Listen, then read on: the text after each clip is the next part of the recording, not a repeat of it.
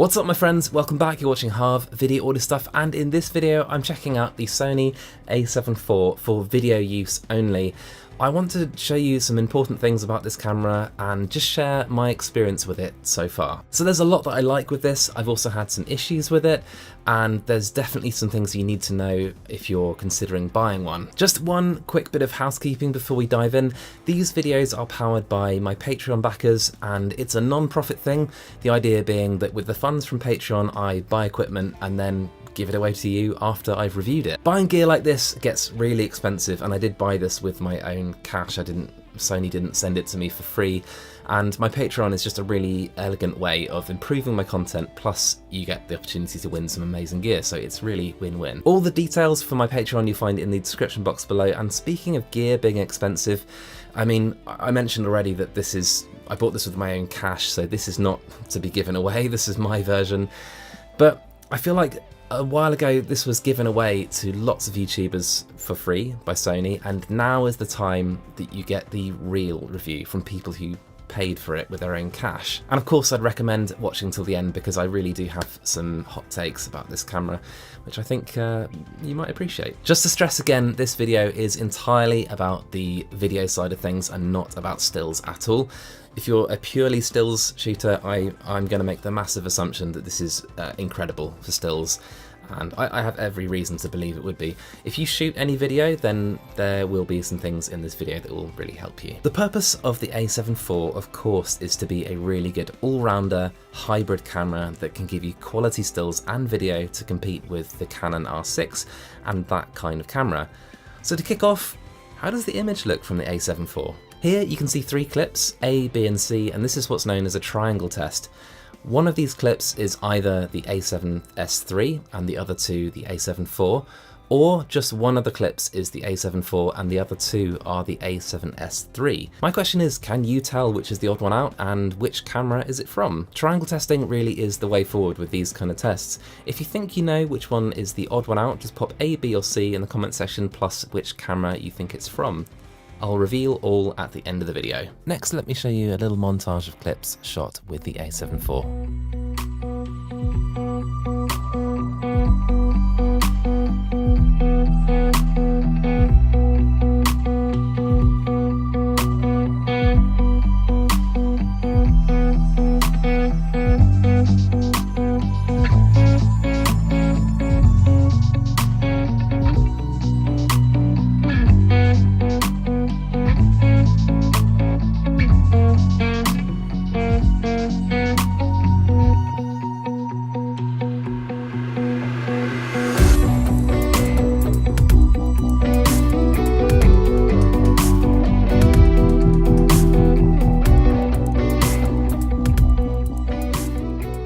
One really interesting thing I noticed with the footage is I think I'm seeing some form of, I guess you would call it moire, in the trees, and I suspect this is something to do with the downscaling process. As you know, the a7 IV is downscaling a 7K signal down to 4K, and you get incredibly detailed footage, as you can see. But I wonder if this is doing something odd that's giving us this weird effect. I'm hoping this comes across on all monitors. But what I'm seeing right now is it's got that same jarring effect that moire has. So the a7 IV is really customizable like all Sony cameras, and I thought you'd find it helpful for me to show you how I've set up my version for a really fast videography workflow. I've actually set it up exactly the same as the way I've got my a7S III, and I've got it set the same whether you're in stills or video mode. Custom 1 I've got set as a focus magnifier. Custom 2 is my white balance.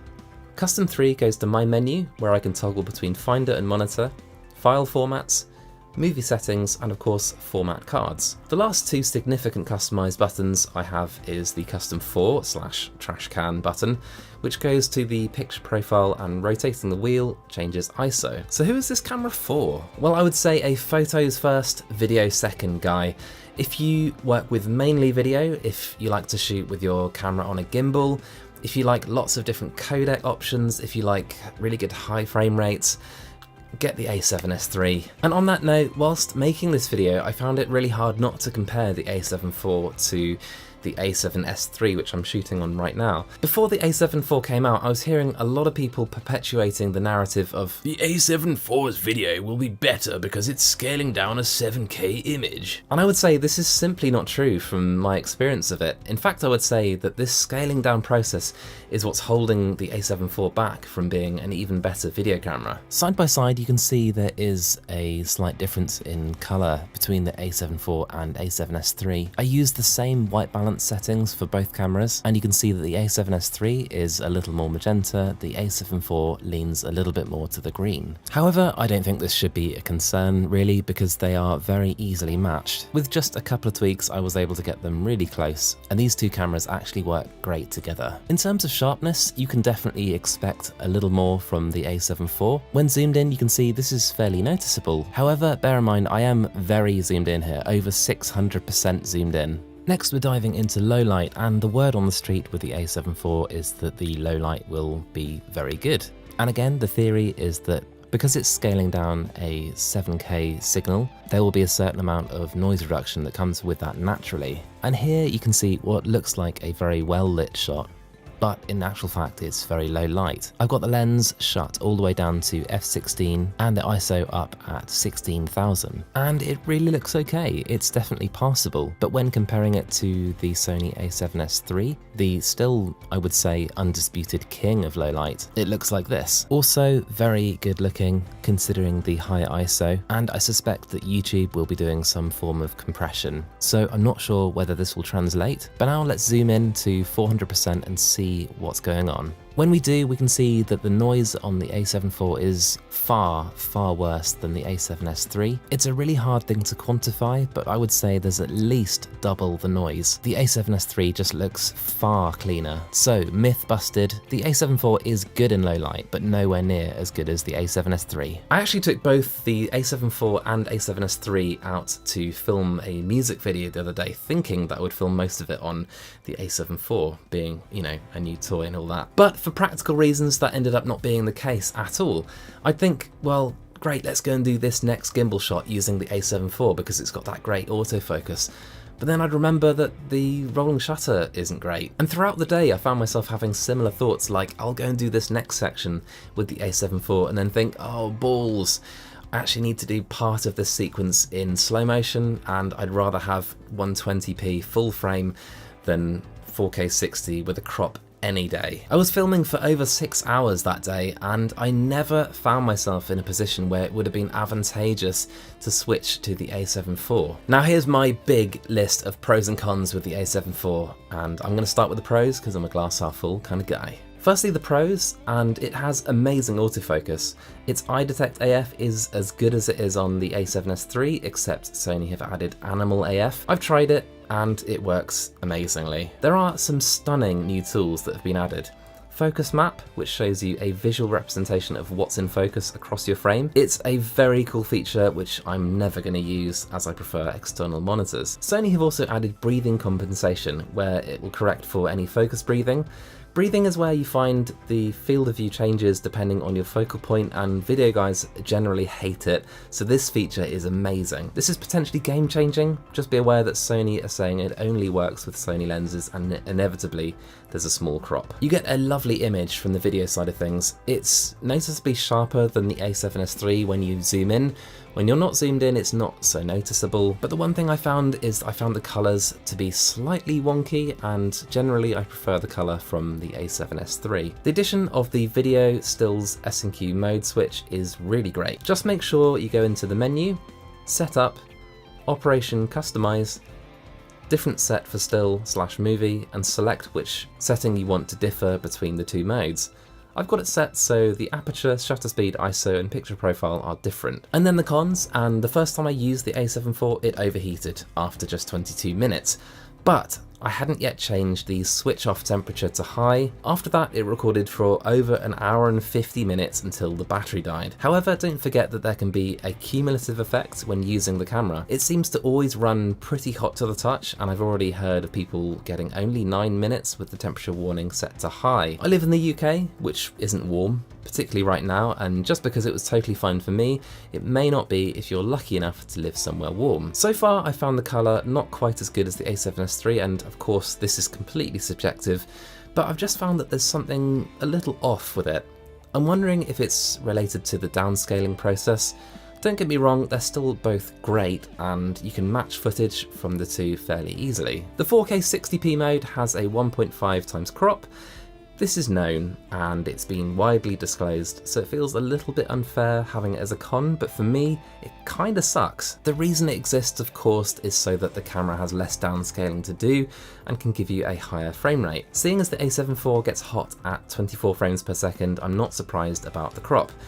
But it feels a little bit shoehorned in, like Sony had to include 4K 60 somehow with this camera or people would have kicked off. Personally, I am done with crops, so if you need good slow-mo, get the A7S III. It's known that the rolling shutter could be better on the A7 IV. It exists because the sensor is having to scale a 7K signal down to 4K. It is what it is, and this is why I would rather use the A7S III for gimbal shots. The EVF when shooting video just looks awful. You get that horrible rolling shutter tearing thing when you move the camera. It's really jarring and makes me want to never use it, even though it's useful when you're shooting with a minimal setup in bright sunlight. This happens whether you set the display quality to high or finder frame rate to high. I will say that the EVF is fantastic for stills. It's so good it almost feels like an optical viewfinder. Not necessarily cons, but features I wish the A7 IV had.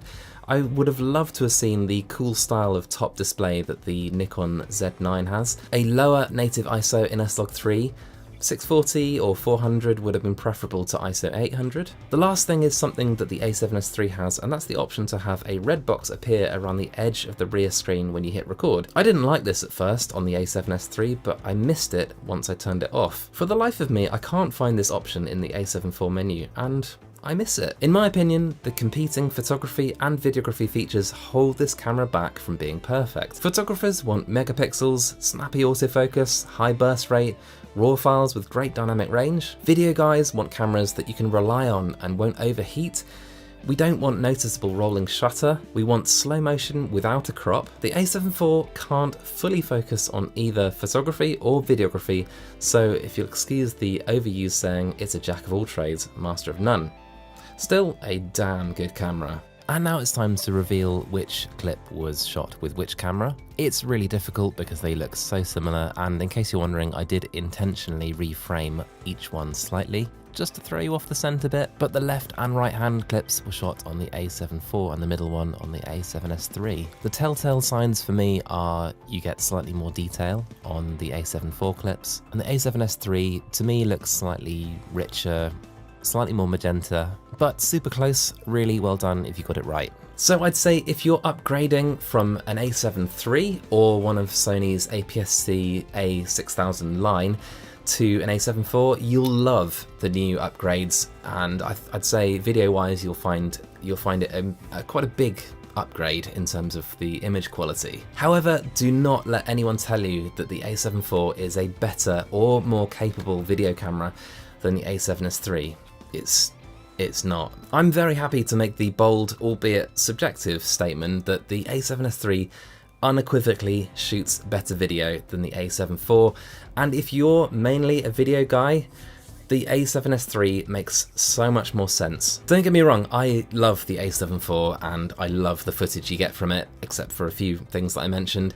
For me, it's an amazing B camera for video, and it will match brilliantly with the A7S III and even the FX3. I'm going to take the A7 IV on some trips, and it'll be my main camera for video and stills. I'm going to put it through its paces big time. I'm due to visit Norway next year, so that should be really good, and maybe after that I'll do like a long-term review and see if I've changed my mind. I'm also going to be making lots more content around the A7 IV, and I'm going to test it, and you know, let me know what you want to see tested. I can do colours, sharpness, low light, anything like that. Let me know in the comments section and get subscribed so you don't miss those. Anyway, that's all for now. I just hope you found this interesting and helpful. That's always the goal with these videos anyway. I want to hear from you. Do you own an A7 IV? What do you think? Did you upgrade from the A7 III, and was the jump in quality noticeable to you? Have you had overheating problems? I want to know in the comment section below. Let's do it. I've got a large archive of videos about videography on this channel, of which YouTube has handpicked this video for you, and the one underneath is my most recent upload. Until next time, let's help each other out and shoot better video. See you guys.